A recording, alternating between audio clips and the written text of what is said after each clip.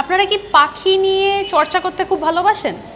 যারা ভালোবাসেন তাদের জন্য বলি, আপনারা কখনো ফ্ল্যামিঙ্গোজ সামনে থেকে দেখেছেন? আমরা জানি যে গোলাপি রঙের মূলত তারা দেখতে হয়, কিন্তু আসলে তাদের কিন্তু রং গোলাপি হয় না। সেটা কেন জানেন? আর তাদের আসল রংটা কি তাহলে? তাদের পালকের আসল রং মানে জন্ম থেকে যে রংটা নিয়ে তারা জন্মায় সেটা হচ্ছে হয় সাদা রঙের বা গ্রে কালার, মানে ছাই ছাই রঙের হয় তাদের পালকের রঙগুলি।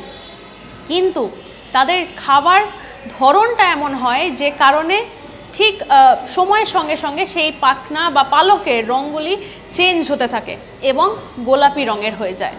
তারা এক ধরনের চিংড়ি মাছ খায় এবং এক ধরনের শ্যাওলা, এই সকল জিনিসপত্র খায় বলেই সেইটা কিন্তু তাদের বডিতে গিয়ে বা শরীরের ভেতরে গিয়ে রিয়্যাক্ট করে এবং এই পালকগুলি কালার চেঞ্জ করে।